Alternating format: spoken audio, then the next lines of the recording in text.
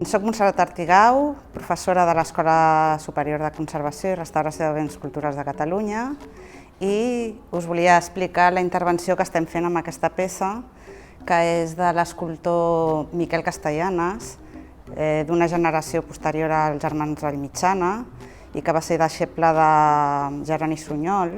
Ell va tenir un taller molt important d'art religiós especialitzat en art funerari.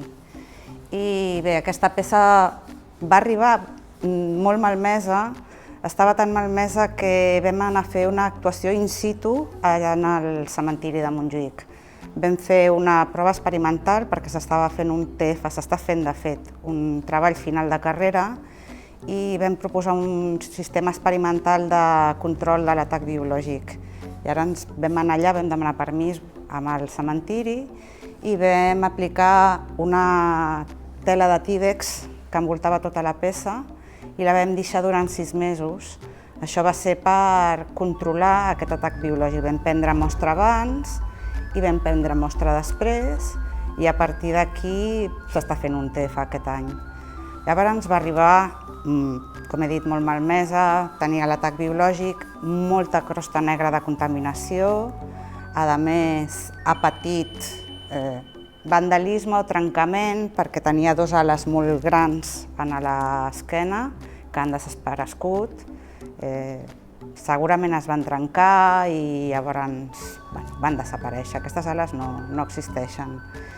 Hem tingut l'avantatge que ha estat molt de temps aquí al taller perquè l'any passat amb la pandèmia va quedar els tallers tancats i això d'alguna manera ha facilitat la intervenció perquè ha perdut tota la humitat i l'atac biològic s'ha assecat completament. Però estava completament negre. El marbre el que té és que quan ve de fora està tan alterada que sembla de ciment. Sobre el poro s'enfosqueix i sembla de ciment. Quan comences a tractar-la, el marbre adquireix tota la propietat que té i ara perquè estem a meitat ja es comença a veure com de marbre.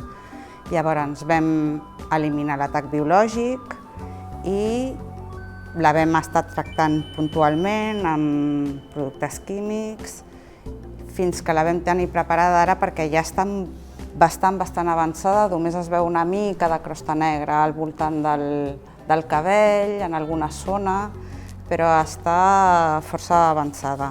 El que ara estem fent és una intervenció de neteja després de tota la química puntual que hem fet a cada una de les zones que ho necessitava, també el tractament biològic de manera amb biocides perquè els alumnes aprenguin. De fet, agafem les peces molt malmeses perquè puguem fer totes les intervencions.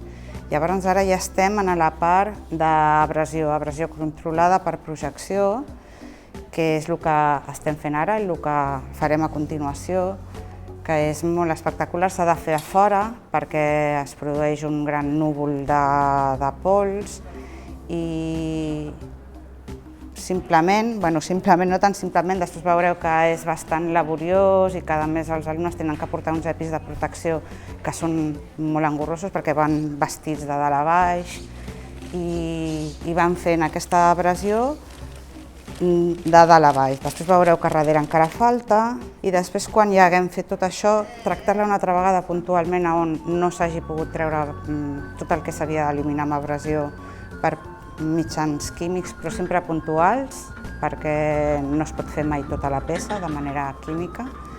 I després segurament farem unes neteges a baixa pressió amb aigua per eliminar tots els residus de totes les intervencions químiques i les restes d'abrasius que han quedat.